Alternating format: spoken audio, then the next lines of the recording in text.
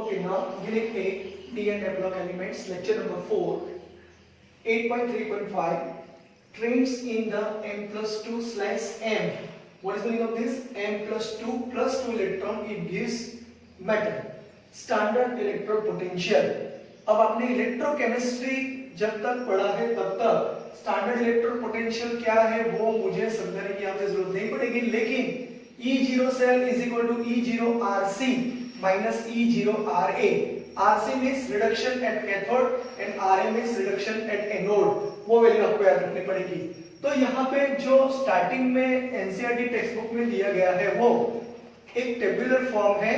उस tabular form में element है और स्टैंडर्ड जो इलेक्ट्रोड पोटेंशियल है उसकी वैल्यू दी गई है, और उस वैल्यू के साथ हमें जो स्टैंडर्ड जो एंथैल्पी है, एटॉमाइजेशन ऑफ आयनाइजेशन एंथैल्पी या first ionisation enthalpy, second ionisation enthalpy, वो सब दिया गया है। और उसमें से एक ग्राफ यहाँ पे प्लॉट किया गया है।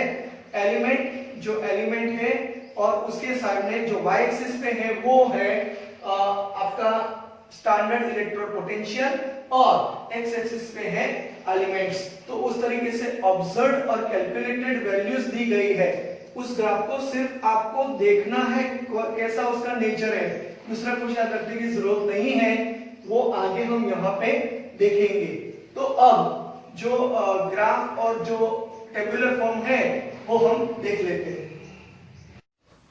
टेबल जो यहाँ पे दिया गया है वो थर्मोकेमिकल डाटा किलोजूल पर mole for the first row transition element and the standard electrode potential for the reduction of M2 to M। आपको याद रखना है यहाँ पे M2 to M यानी कि M2 + 2 electron it gives metal. इस तरीके से यहाँ पे दिया गया है reduction potential, standard reduction potential की वैल्यू दी गई है। अब फर्स्ट कॉलम में देखिए तो फर्स्ट कॉलम में एलिमेंट के नेम लिखे गए हैं यानी कि सिंबल दिए गए हैं। उसके बाद में एटोमाइजेशन, सेकेंड कॉलम में एटोमाइजेशन एंथैल्पी जो वैल्यू है वो दी गई है। उसके बाद में थर्ड कॉलम में फर्स्ट आयोनाइजेशन एंथैल्पी और यहाँ के फोर्थ कॉलम में सेकेंड आयोनाइजेशन एंथैल्पी है, और उसके बाद में सब्लिमेशन एंथैल्पी है। तो आपको वो याद रखना है। उसके बाद में स्टैंडर्ड इलेक्ट्रोड पोटेंशियल की वैल्यू दी गई है, यानी कि यहाँ पे जो टेबल है वो उस टेबल में thermochemical parameters related to the transformation of the solid metal atoms to M+2 ion in solution and then standard electrode potential जो वैल्यू दी गई है उसके हिसाब से टिटेनियम की जो वैल्यू है वो नेगेटिव है, वेनेडियम की भी नेगेटिव वैल्यू है, लास्ट कॉलम में देख लीजिए। उसके बाद में क्रोमियम की भी नेगेटिव है, सिर्फ कॉपर की पॉजिटिव है। इसका मतलब ये हुआ कि अगर हम एक्स एक्सिस पे एलिमेंट्स और वाई एक्सिस पे E0 की वैल्यू ले लेते हैं और उस पर हम ग्राफ प्लॉट करेंगे तो ऑब्जर्व्ड वैल्यू और कैलकुलेटेड वैल्यूज़ का आपको एनसीईआरटी टेक्स्ट बुक में एक ग्राफ दिया गया है, वो आपको देखना पड़ेगा। तो यहाँ पे एक बात बता देते हैं कि यहाँ पे वेनेडियम और मैंगनीज की जो सब्लिमेशन एंथैल्पी बहुत ही कम है, वो हाई आयोनाइजेशन एंथैल्पी के लिए जाने जाते हैं, तो आपको वो याद रखना है। दूसरी बात, जो हाई नेगेटिव आयोनाइजेशन एंथैल्पी है वो फर्स्ट और सेकेंड आयोनाइजेशन एंथैल्पी के सम के हिसाब से आपको कैलकुलेट करनी है। और आगे आपको ये देखना पड़ेगा कि जो ग्राफ है उस ग्राफ में जो वाई एक्सिस पे 0 है तो 0 को आप एक्स्ट्रापोलेटेड करोगे तो कॉपर की वैल्यू सिर्फ अप यानी कि मैक्सिमा में आएगी, बाकी सभी की वैल्यू नेगेटिव यानी कि नेगेटिव में है। तो जो कॉपर है वो आप जानते हो कॉपर रिडक्शन के लिए जाना जाता है और बाकी के सभी लोग ऑक्सीडेशन के हिसाब से ऑक्सीडेशन रिएक्शन के लिए जाने जाते हैं। तो आपको वो याद रखना है। तो उस तरीके से आपको जो टेबुलर फॉर्म है उस टेबुलर फॉर्म में आगे, इस टेबुलर फॉर्म में आगे आपको ग्राफ को यहाँ पे देखना है। इस ग्राफ में देखिए वाई एक्सिस पे स्टैंडर्ड इलेक्ट्रोड पोटेंशियल वोल्ट में दिए गए हैं और एक्स एक्सिस पे एलिमेंट्स के जो सिंबल है वो दिए गए हैं। उसके बाद में ग्राफ जो है वो अनइवन यानी कि पहले इंक्रीज होगा, उसके बाद में डिक्रीज है, उसके बाद में यानी कि ऑब्जर्व वैल्यू और कैलकुलेटेड वैल्यू के हिसाब से हमने जो ग्राफ टेबुलर फॉर्म हमने देखा आगे उसके हिसाब से प्लॉट किया। तो यहाँ पे जो चेंज आ रहा है तो वो आपको आगे आगे जब कोई स्टडी करेंगे तो वहाँ पे आपको एक्सप्लेन कर देंगे, लेकिन आपको वो याद रखना है कि ज़ीरो से एक्सट्रापोलेशन कर दो तो कॉपर की वैल्यू जो है वो स्टैंडर्ड इलेक्ट्रिक पोटेंशियल इंक्रीज हो जाएगी, यानी कि पॉजिटिव हो जाएगी। बाकी सभी की वैल्यू यहाँ पे नेगेटिव आ रही है, तो आपको वो यहाँ पे स्टडी करना है। और उसको आपको स्टडी करने के लिए आप जो स्टैंडर्ड इलेक्ट्रोड पोटेंशियल है इलेक्ट्रोकेमिस्ट्री में आप पढ़े हो वो टॉपिक को आप एक बार फिर से रिफ़र कर दो, और उसके हिसाब से आप जो ग्राफ है वो ग्राफ में ऑब्जर्व वैल्यूज़ और कैलकुलेटेड वैल्यूज़ की जो प्लॉट है वो चेंज आएगा। मैक्सिमा कौन होगा, मिनिमा कौन होगा, वो आपको याद रखना है। और it's depend on electronic configuration, और इलेक्ट्रॉनिक कॉन्फ़िगरेशन में आउटर मोस्ट ऑर्बिटल में d5 अगर इलेक्ट्रॉन आ रहा है, यानी कि d ऑर्बिटल में 5 इलेक्ट्रॉन्स और d ऑर्बिटल में 10 इलेक्ट्रॉन्स आ रहे हैं, तो d ऑर्बिटल में 5 इलेक्ट्रॉन हाफ फील्ड के लिए जाने जाते हैं और वो स्टेबल हो जाएंगे, और d10 में आप जानते हो फुल फील्ड के लिए जाने जाते हैं, वो स्टेबल हो जाएंगे। वहाँ पे आप इलेक्ट्रॉन रिलीज नहीं कर पाओगे क्योंकि वहाँ पे आयोनेशन एंथैल्पी ज़्यादा देनी पड़ेगी। वो टॉपिक याद रखना और उसके हिसाब से आप इस ग्राफ को देख लीजिए। ओके, अब आपने जो ग्राफ देखा उसमें से यहाँ पे एक बहुत ही इजी टॉपिक दिया गया है। The unique behaviour of copper having a positive E0 accounts for its inability to liberate H2 from acids. अगर आप किसी मेटल में आप एसिड्स ऐड करते हो तो डाइहाइड्रोजन गैस रिलीज होगा ही, तो उसमें जो वैल्यू है वो पॉजिटिव आएगी। तब को वो याद रखना है, accounts for its inability to liberate H2 from acids, यानी कि कॉपर में अगर हमने एसिड डाल दिया तो आप जानते हो कॉपर में नाइट्रिक एसिड और सल्फ्यूरिक एसिड जो आप चैप्टर 7 में पढ़ चुके हो, वही वैल्यू आपको याद रखनी है। और उसके हिसाब से जो कॉपर है वो Cu+2+2 इलेक्ट्रॉन यानी कि ऑक्सीडेशन रिएक्शन में कन्वर्ट हो जाएगा। तो यहाँ पे आपको याद रखना है जो वैल्यू है वो पॉजिटिव आएगी। ओनली ऑक्सीडाइजिंग एसिड्स, मैंने अभी बताया, nitric acid and hot concentrated sulphuric acid reacts with copper, the acids being reduced। Acid क्या करेंगे, being reduced, वो रिड्यूस हो जाएंगे और इसका ऑक्सीडेशन हो जाएगा। तब वो याद रखना है। The high energy to transform copper solid to Cu+2 aqueous is not balanced by its hydration enthalpy।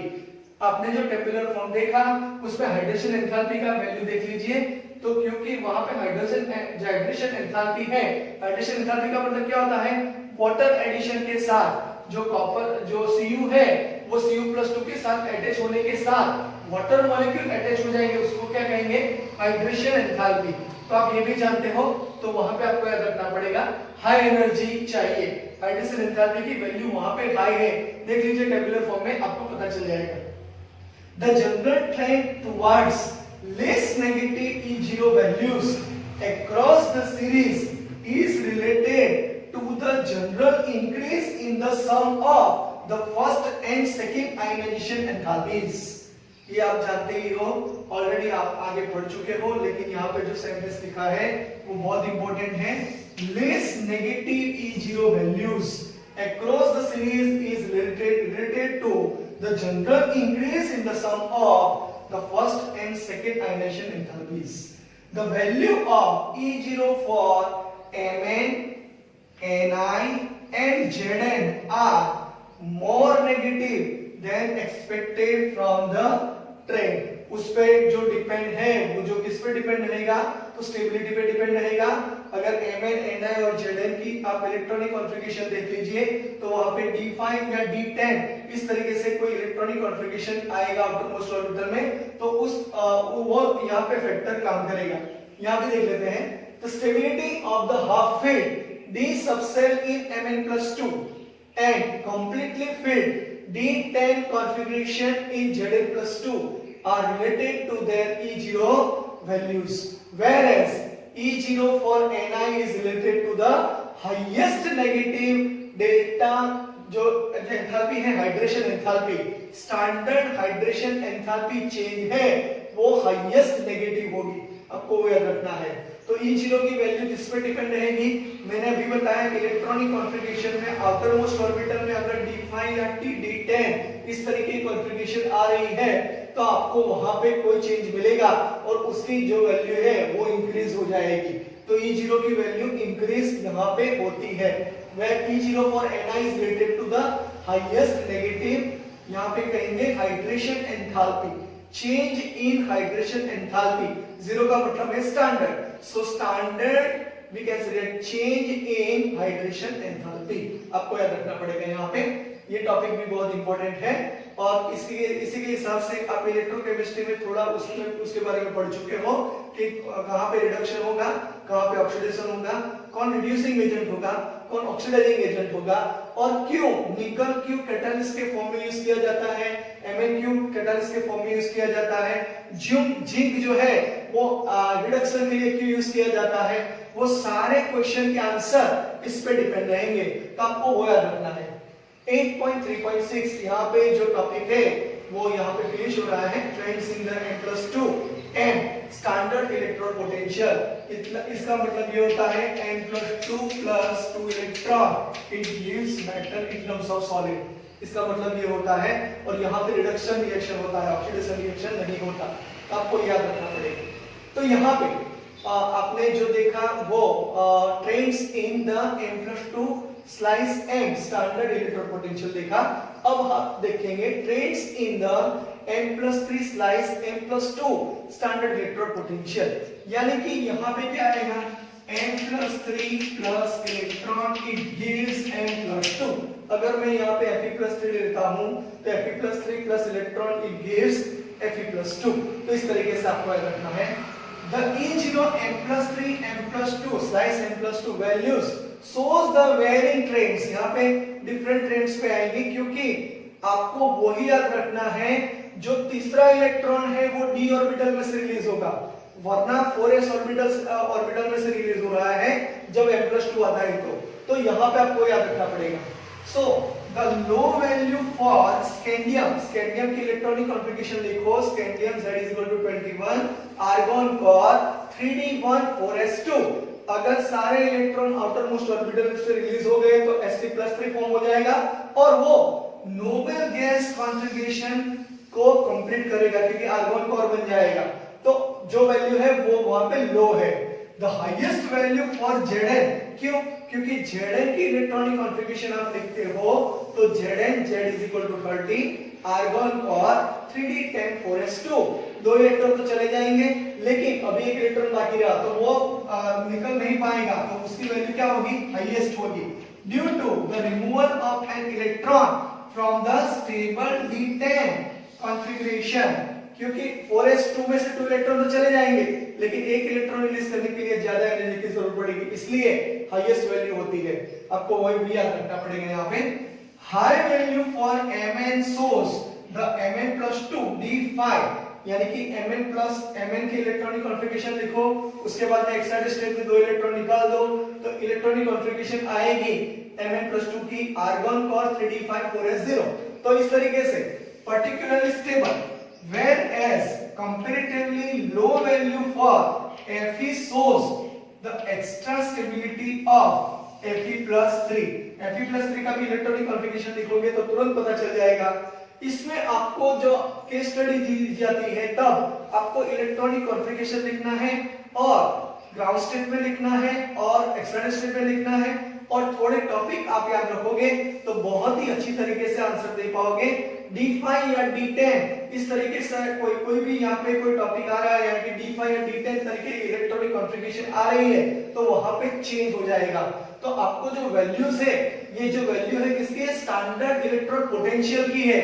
आपको ग्राफ एक बार देखना पड़ेगा, एक बार टेबुलर फॉर्म देखना पड़ेगा, तो आपको पता चल जाएगा कि इसमें ट्रेंड्स कौन से हैं।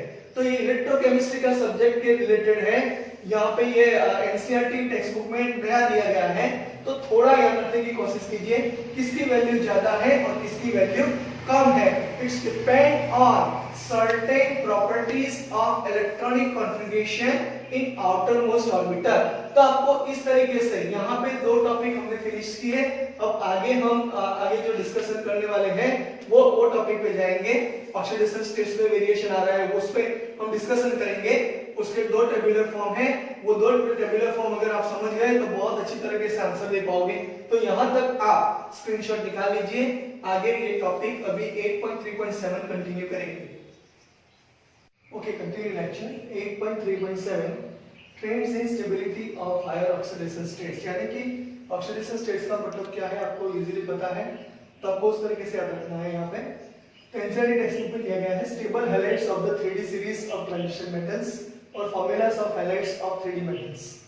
क्या आपको याद रखना पड़ेगा? पहला आप ऑक्सीडेशन नंबर लिख दो +6 +5 +4 +3 +2 +1। उसके बाद में स्कैंडियम को मतलब, क्योंकि स्कैंडियम वहां पे स्टेबल नहीं है तो स्कैंडियम वो नहीं तैयार कर पाएगा जो हैलाइड है वो।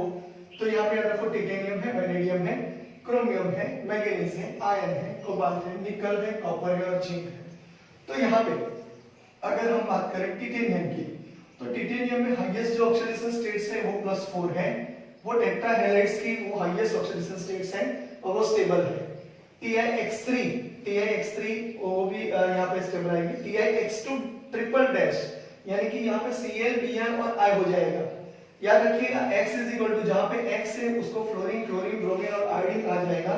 X डैश है उसको फ्लोरीन, क्लोरीन और ब्रोमीन। X डबल डैश है वहाँ पे फ्लोरीन, क्लोरीन, और X ट्रिपल डैश है वहाँ पे क्लोरीन, ब्रोमीन और आयोडीन। यानी कि यहाँ पे फ्लोरीन नहीं आएगा। तो वो क्यों नहीं आएगा? आप ऑलरेडी चैप्टर नंबर 7 में पढ़ चुके हो, तो आपको याद रखना है वहाँ पे। उसके बाद में वैनेडियम की बात करते हैं तो वहां पे VF5 पॉसिबल है, हाईएस्ट ऑक्सीडेशन स्टेट्स +5 है, और फ्लोरीन स्टेबल है उसके हिसाब से। VX4, उसके बाद में VX3, उसके बाद में VX2, X डैश है, यानी कि यहाँ पे फ्लोरीन, क्लोरीन, ब्रोमीन आएगा, आयोडीन नहीं आएगा क्योंकि आयोडीन लिबरेट हो जाएगा, इसलिए आयोडीन पॉसिबल नहीं है। तो आपको वो याद रखना है। उसके बाद में हम क्रोमियम की बात करते हैं तो क्रोमियम का ऑक्सीडेशन स्टेट्स जो आएगा वो +6 है, उसके बाद में +5 है।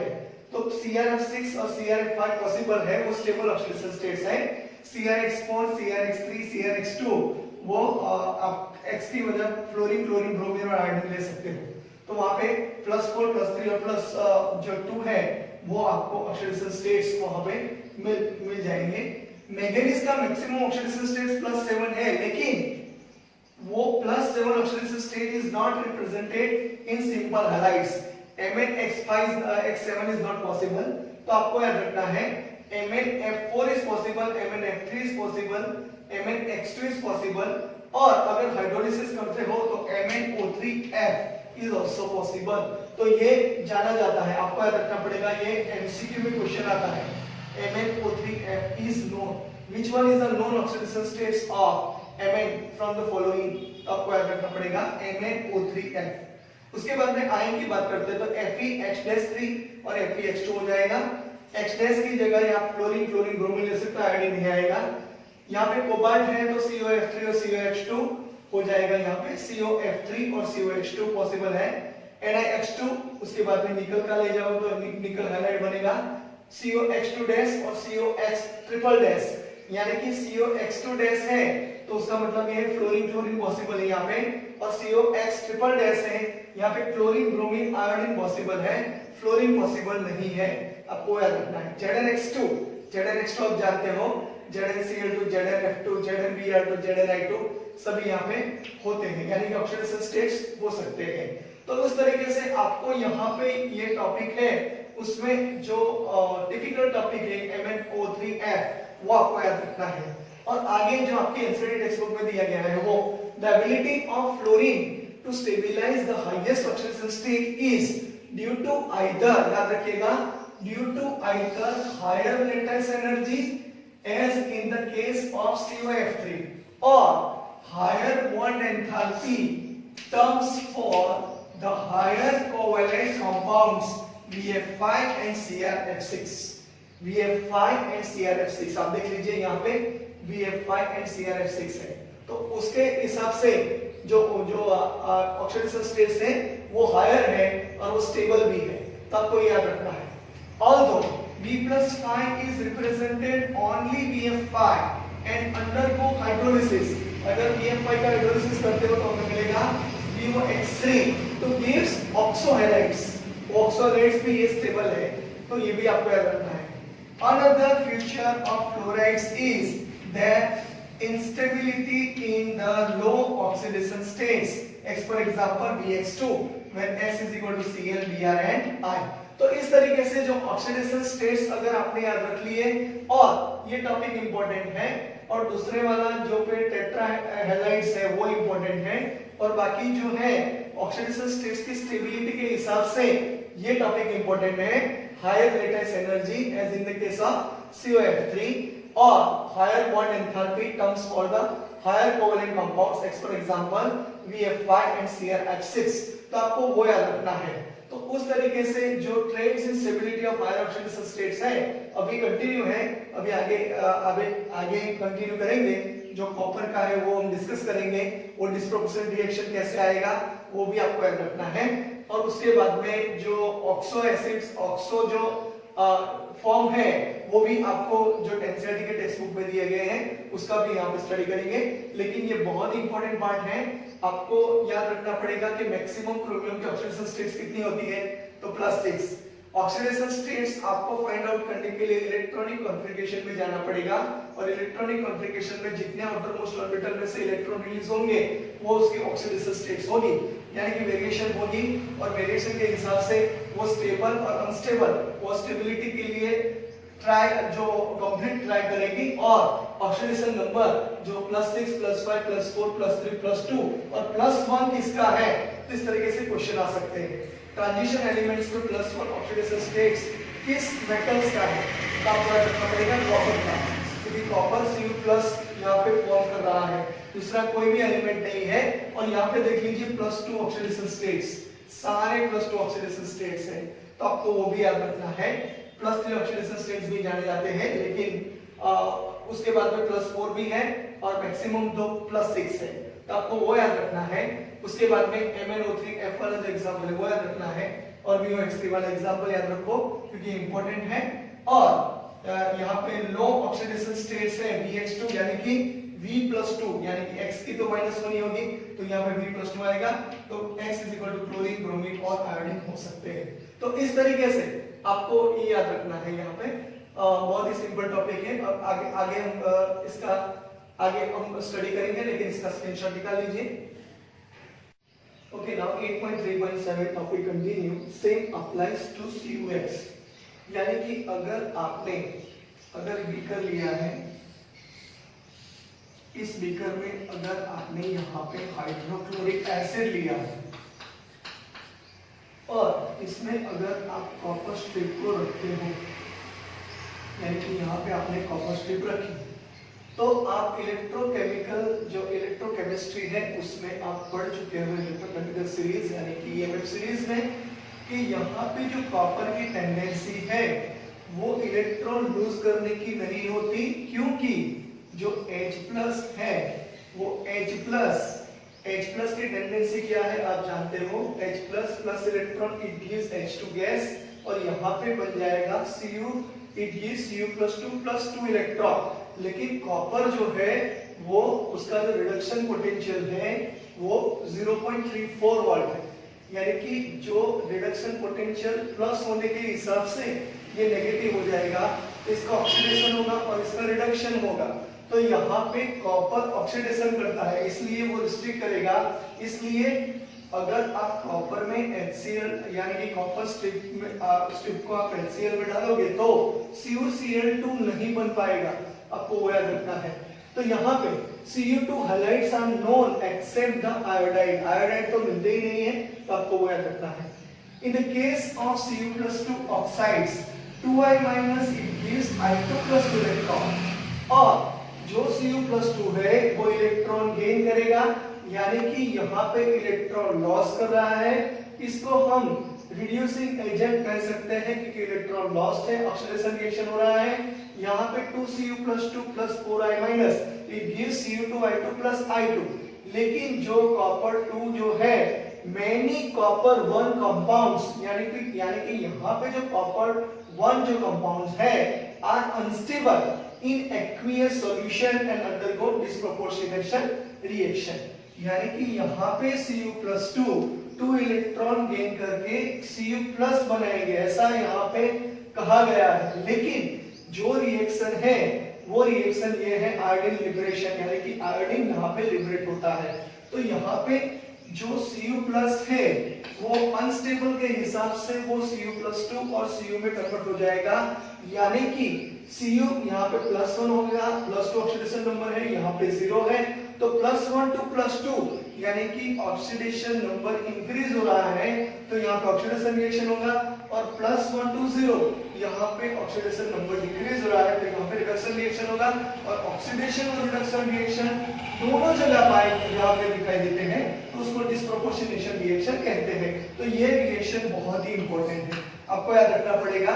अगर आपको ये पता चला तो बहुत अच्छी बात है, अगर नहीं चलता तो इलेक्ट्रोकेमिस्ट्री चैप्टर में जो ईएमएफ सीरीज है वहां पे जाके देख लीजिए, तो बहुत अच्छी तरीके से पता चल जाएगा। तो आपको वो याद रखना है। दूसरी बात, the stability of Cu+ to aqueous rather than Cu+ aqueous is due to more negative, याद रखिएगा, डेल्टा H यानी कि हाइड्रेशन एंथैल्पी, जो स्टैंडर्ड हाइड्रेशन एंथैल्पी है Cu+2 की वो Cu+ से ज्यादा है। तो आपको वो याद रखना है, which more than compensates for the second ionization enthalpy। Second ionisation enthalpy का मतलब क्या होता है, एक बार इलेक्ट्रॉन रिलीज हो गए यानी कि Cu it gives Cu+ electron, Cu+ में से इलेक्ट्रॉन जाएगा तो Cu+2 यहाँ पे बनेगा, तो वो एनर्जी वो कंपनसेट से क्या होगी, ज्यादा है। तो आपको वो याद रखना है, सेकेंड आयोनाइजेशन एंथैल्पी ऑलवेज ज्यादा होती है, तो आपको याद रखना है। The ability of oxygen stabilize the highest oxidation state is demonstrated in the oxides। आपको वो भी याद रखना पड़ेगा।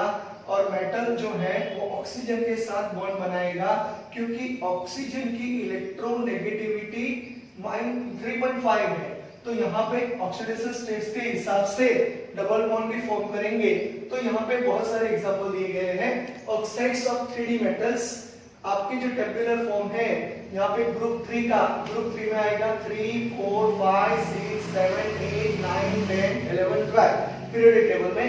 तो उसको आपको याद रखने की टेक्निक ये देखनी है, जो थर्ड ग्रुप है उसमें फर्स्ट एलिमेंट स्कैंडियम है, यहाँ पे टिटेनियम आएगा, यहाँ पे वेनेडियम, स्कैटिवम, क्रमन, फी, को, नी, कु और जिंक। तो यहाँ पे देख लीजिए +7 +6 +5 +4 +3 +2 +1 ऑक्सीडेशन स्टेट्स लिखे गए हैं, लेकिन स्कैंडियम जो है, स्कैंडियम Z = 21, आर्गन का 3D यहाँ पे आएगा 1 4s2, तो यहाँ पे Sc2O3 यानी कि ऑक्सीडेशन नंबर ऑक्सीजन का -2 ले लेंगे, तो 3 2 6 हो जाएगा, तो उसके हिसाब से 2x - 6 = 0, तो x = कितना आएगा, +3। तो यहाँ पे ग्रुप 3 में +3 ऑक्सीडेशन स्टेट्स के लिए स्कैंडियम Sc2O3 वो जाना जाता है एग्जांपल। तो आपको याद रखना है +7 +6 +5 +4 +2 और +1 की पॉसिबिलिटी नहीं है, वो अनस्टेबल है, आपको याद रखना है। दूसरी बात, यहाँ पे टिटेनियम है, अगर इलेक्ट्रॉनिक कॉन्फ़िगरेशन आपको अच्छी तरह याद रहेगा तो आप बहुत अच्छी तरीके से ये सोल्व कर पाओगे। तो यहाँ पे TiO2 Ti2O3 और TiO यानी कि Ti+4 Ti+3 और Ti+2 जो ऑक्सीडेशन स्टेट्स है वो जाने जाते हैं। उसके बाद यहाँ पे V मींस वेनेडियम है, आपको याद रखना है V मींस वेनेडियम, तो वेनेडियम में आएगा +5 oxidation state, V2O5 V2O4 V2O3 और VO यानी कि +5 ऑक्सीडेशन स्टेट आता है। यहाँ पे आपको याद रखना है कि वेनेडियम की वैलेंसी ऑक्सीडेशन स्टेट +5 हो जाएगा, ऑक्सीजन का -2 हो जाएगा, उसको क्रॉस कर लोगे तो V2O5 वेनेडियम पेंटॉक्साइड जो कैटालिस्ट के हिसाब से जाना जाता है, आपको वो भी याद रखना है। उसके बाद में ग्रुप 6 क्रोमियम, तो ग्रुप 6 में फर्स्ट एलिमेंट क्रोमियम है, तो +6 पे CrO3 आएगा, CrO2 CR2O3 और CrO। उसके बाद में ग्रुप 7 आप जानते हो मैंगनीज, मैंगनीज में अगर ऑक्साइड के फॉर्म में आप कोई भी यहाँ पे कंपाउंड मिल रहा है तो +7 ऑक्सीडेशन स्टेट्स पे मिलेगा, तो हाईएस्ट Mn2O7 है। इसका जो स्ट्रक्चर है यहाँ पे हमने ड्रॉ कर दिया है MnOMn, यानी कि यहाँ पे ऑक्सीजन के बीच में जो स्ट्रक्चर है MnOMn, आपको याद रखना है डबल बॉन्ड हो, Mn की वैलेंसी 7 हो जाएगी। देखिए 1 2 3 4 5 6 7, यहाँ पे 1 2 3 4 5 6 7, देखिए 6 और 7 हो गया। उसके बाद ऑक्सीजन की यहाँ पे 6, यानी कि 1 2 3 4 5 6। अगर आपको स्ट्रक्चर नहीं आता और इलेक्ट्रॉनिक कॉन्फ़िगरेशन कंप्लीट पता है तो आउटर मोस्ट ऑर्बिटल में कितने इलेक्ट्रॉन है, जो 2 इलेक्ट्रॉन है वो लोन पेयर ऑफ इलेक्ट्रॉन है, और जो बॉन्डिंग पेयर ऑफ इलेक्ट्रॉन है पता चल गया तो आप बहुत अच्छी तरीके से स्ट्रक्चर भी बना पाओगे। तो यहाँ पे MnOMn इस तरीके से यहाँ पे एक ब्रिज टाइप का एक स्ट्रक्चर यहाँ पे फॉर्म होता है, वो जाना जाता है। दूसरी बात MnF4 इज नोन, लेकिन MnF7 इज नॉट। इसका रीजन आपको पता चल गया होगा कि फ्लोरीन की इलेक्ट्रोनेगेटिविटी ऑक्सीजन से ज्यादा है और मैंगनीज के साथ फ्लोरीन डबल बॉन्ड फॉर्म नहीं करेगा क्योंकि एक ही इलेक्ट्रॉन दे पाएगा। यहाँ पे ऑक्सीजन की जो वैलेंसी है आउटरमोस्ट ऑर्बिटल 6 इलेक्ट्रॉन है, तो वो शेयर करके Mn2O7 यहाँ पे जो स्ट्रक्चर है, ये जो कंपाउंड है वो तैयार कर पाएगा। तो इस तरीके से MnO2 आप जानते हो मैंगनीज डाइऑक्साइड, Mn2O3, उसके बाद में Mn3O4+, उसके बाद में MnO, यानी कि मैंगनीज में आपको ये जानना पड़ेगा MnF4 highest in the fluoride और Mn2O7 यहाँ पे ऑक्सीजन का जो वैलेंसी -2 ले लेते हो तो Mn का +7 हो जाएगा। उसके बाद में जो 8 ग्रुप है Fe, तो Fe2O3, Fe3O4 और FeO +3 और +2 ऑक्सीडेशन स्टेट जाना जाता है। Fe2O3 और Fe3O4 मैग्नेटाइट और हेमेटाइट आप जानते हो, इसको मैग्नेटाइट कहेंगे, इसको हेमेटाइट कहेंगे। Fe2O3 को हेमेटाइट कहते हैं और Fe3O4 को मैग्नेटाइट कहते हैं, और उसको FeO Fe2O3 फेरोसो-फेरिक ऑक्साइड भी कहा जाता है, और FeO दूसरा है +2 ऑक्सीडेशन स्टेट। तो आपको ये भी जानना है। यहाँ पे कोबाल्ट है तो कोबाल्ट की जो वैलेंसी है +3 होगी, CO3O4 प्लस और COO, आपको याद रखना है। उसके बाद में आप देखिए निकल, तो निकल की एक ही वैलेंसी यहाँ पे +2 है, NiO2। उसके बाद में कॉपर में जाओगे तो कॉपर में Cu और Cu2O, आप जानते हो फेलिन A और फेलिन B, तो वो क्या बनाएंगे CuO। उसके बाद में क्या बनता है Cu2O, जो ब्रिक रेड कलर के प्रेसिडेंट मिलते हैं। अब फेलिंग जो टेस्ट है वो देख लीजिएगा, ये CuO वही है, तो आपको वो याद रखना है। तो वो रिएक्शन में भी यूज होता है, तो आपको +2 ऑक्सीडेशन स्टेट में CuO आएगा और यहाँ पे Cu2O, इसका नाम होगा क्यूप्रिक ऑक्साइड, याद रखिएगा। Cu+2 को क्यूप्रिक कहते हैं और Cu+ को क्यूप्रस कहते हैं, तो उसका नाम आएगा क्यूप्रस ऑक्साइड। इसी तरीके से यहाँ पे Fe2O3 है, उसको फेरिक ऑक्साइड कहा जाएगा, और FeO को फेरस ऑक्साइड कहा जाएगा। +2 यानी फेरस, Fe+3 यानी फेरिक, आपको वो याद रखना है। उसके बाद में Zn, तो ZnO जिंक ऑक्साइड, जो बहुत इंपॉर्टेंट है, और +2 ऑक्सीडेशन स्टेट उसकी आएगी। तो यहाँ पे एक FeO4-2 कॉम्प्लेक्स है। यहाँ पे Fe का अगर ऑक्सीडेशन स्टेट हम काउंट करेंगे तो 4 2 8, यानी कि x-8 = -2। मैं यहाँ पे लिख रहा हूँ x-8 = -2, so x = 8 - 2 = +6 हो जाएगा, यानी कि Fe+6 बनाता है। यहाँ पे Fe6 यहाँ पे ऑक्सीडेशन स्टेट्स आता है, लेकिन अगर अल्कलाइन मीडिया में जो हम रिएक्शन करेंगे तो डिकम्पोज होके Fe2O3 और ऑक्सीजन को लिबरेट कर देगा, यानी कि ऑक्सीजन को निकाल देगा और Fe2O3 स्टेबल बन जाएगा। तो आपको वो याद रखना है, FeO4-2 जो है वो स्टेबिलिटी के लिए जाना नहीं जाता, वो अनस्टेबल है। अल्कलाइन मीडिया में डिकम्पोज करोगे तो Fe2O3 और ऑक्सीजन को रिलीज कर देगा। उसी तरीके से V5 यानी कि V की वैलेंसी जो है 5 VO2+, इसमें देख लीजिए ऑक्सीजन का -2 ले लो, 2 2 4, 4 + 1 उस साइड आएगा तो 4 + 1 5 हो जाएगा। यहाँ पे V4 तो VO2+, यहाँ पे ऑक्सीजन का -2 लो तो x - 2 = +2, तो x = +4 हो जाएगा। Ti4S TiO2+, तो यहाँ पे भी +4 हो जाएगा। तो उस तरीके से आपको याद रखना है MnF4 has the highest in fluoride. Manganese जो फ्लोराइड हैलाइड्स में है तो Mn की वैलेंसी क्या आएगी +4, यहाँ पे +7 नहीं आएगी, याद रखना है आपको। और दूसरी बात Mn2O7 में Mn की जो ऑक्सीडेशन स्टेट्स है वो +7 आ सकती है, तो आपको वो याद रखना है।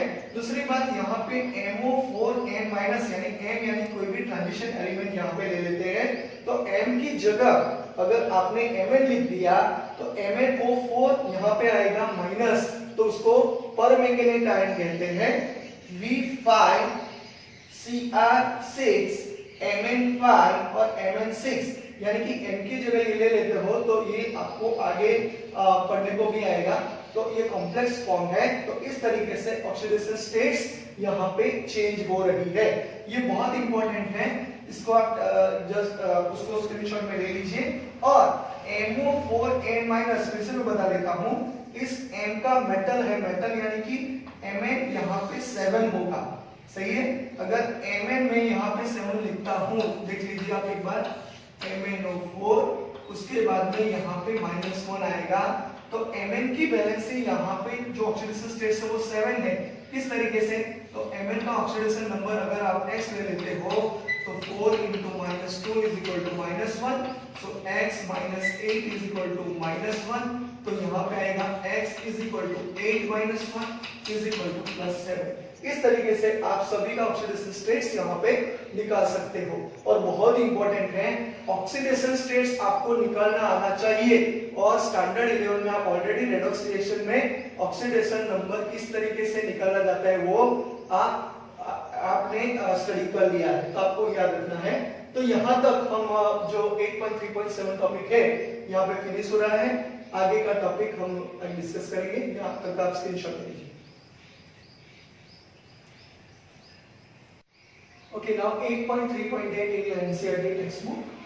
Topic is continued chemical reactivity and E0 values. यानी कि आपने E0 value standard electrode potential जो इलेक्ट्रोकेमिस्ट्री में पढ़ा था वही यहाँ पे रिपीट हो रहा है। तो ट्रांजिशन मेटल्स यहाँ पे याद रखिए, transition metals very widely in their chemical reactivity, बहुत ही वाइडली रिएक्टिविटी जानी जाती है। तो यहाँ पे एक एग्जांपल दिया गया है, एक यहाँ पे बीकर दिया है, बीकर में 1 मोलर HCl सॉल्यूशन है, यहाँ पे भी बीकर दिया है, उसमें भी 1 मोलर HCl सॉल्यूशन है। इस बीकर में हम कॉपर स्ट्रिप को रखेंगे और इस बीकर में हम जेड स्ट्रिप को रखेंगे। तो आप यहाँ पे जो स्टैंडर्ड जो रिडक्शन पोटेंशियल की वैल्यू दी गई है, आप जानते हो स्टैंडर्ड रिडक्शन पोटेंशियल की value E0 Cu + 2 Cu = +0.34 volt, E0 Zn + 2 Zn = -0.76 volt, और E0 H + H2 = 0.0 वोल्ट। अब ये जानते हो इस वैल्यू को। तो यहाँ पे अगर आप देखोगे तो कॉपर स्ट्रिप और H, यहाँ पे H+ का सॉल्यूशन आएगा, तो जो H+ है वो ऑक्सीडाइजिंग एजेंट की तरह वर्क करेगा। तो ऑक्सीडाइजिंग एजेंट यहाँ पे एक ही होना चाहिए। इसका मतलब ये हुआ कि कॉपर H+ के कंपैरिजन में इलेक्ट्रॉन को रिलीज नहीं कर पाएगा, तो H+ को इलेक्ट्रॉन रिलीज नहीं कर पाएगा तो यहाँ पे H+ में से H2 गैस रिलीज नहीं होगा, आपको याद रखना है। यानी कि CuCl2 इजीली फॉर्म नहीं करेगा, तो आपको वो भी याद रखना है, क्योंकि यहाँ पे Cu को Cu + 2 इलेक्ट्रॉन चाहिए और यहाँ पे H+ electron it gives H2 gas चाहिए, तो ये नहीं यहाँ पे हो पाएगा। क्योंकि आप देख सकते हो यहाँ पे Cu + 2 और Cu जो Cu + 2 Cu की स्टैंडर्ड इलेक्ट्रोड पोटेंशियल की वैल्यू है वो, और हाइड्रोजन की इलेक्ट्रोड पोटेंशियल की वैल्यू, तो यहाँ पे +0.34, यहाँ पे 0.01, यानी कि जो H+ H2 है वो यहाँ पे देख लीजिए, जो वैल्यू पॉजिटिव है ये वैल्यू कम है, कम वैल्यू क्या होगी, ऑक्सीडाइजिंग एजेंट, ये रिड्यूसिंग एजेंट हो जाएगा, सही है। तो रिड्यूसिंग एजेंट यहाँ पे ये नहीं बन पाएगा, क्योंकि रिड्यूसिंग एजेंट ऑक्सीडेशन रिएक्शन करता है। यहाँ पे देख लीजिए, तो यहाँ पे कॉपर Cu + 2 को रिलीज नहीं कर पाएगा। यहाँ पे देखिए क्या होता है, Zn + 2 Zn और E0 H + H2, तो यहाँ पे Zn + 2 Zn माइनस हो गया, यहाँ पे 0.0 वोल्ट है, तो यहाँ पे आप देख लीजिए 0.0 है वो H+ electron it gives H2, ऐसा यानी कि रिएक्शन हो जाएगा, यानी कि रिडक्शन रिएक्शन हो जाएगा। और जो जिंक है उसका जो रिडक्शन पोटेंशियल नेगेटिव है, तो वो ऑक्सीडेशन करेगा। आपको याद रखना पड़ेगा, इलेक्ट्रोकेमिस्ट्री में EMF सीरीज में आप ऑलरेडी पढ़ चुके हो। तो Zn क्या करेगा, यहाँ पे ऑक्सीडेशन करेगा, तो यहाँ पे Zn + 2 + 2 इलेक्ट्रॉन हो जाएगा, यहाँ पे H+ plus electron it gives H2 gas यानी कि हाफ H2 गैस हो जाएगा। तो Zn+2 और Cl माइनस, क्योंकि Zn+2 यहाँ पे आएगा तो यहाँ पे Zn+2 और 2Cl माइनस तो बन जाएगा ZnCl2। इस तरीके से यहाँ पे फॉर्म होगा और H2 गैस लिबरेट भी करेगा। तब इस तरीके से जो केमिकल रिएक्टिविटी है याद रखनी पड़ेगी। तो जो स्टैंडर्ड इलेक्ट्रोड पोटेंशियल है उसकी वैल्यू अगर दे देते हैं और ऐसा कोई क्वेश्चन करेंगे तो आपको इस तरीके से आंसर देना है। यहाँ पे डाइहाइड्रोजन गैस लिबरेट नहीं होगा, यहाँ पे डाइहाइड्रोजन गैस लिबरेट होगा, यानी कि यहाँ पे बबल्स आपको आफ्टर सम टाइम 2 मिनट्स और 3 मिनट्स के बाद आप देख सकते हैं। तो इस तरीके से आपको याद रखना है।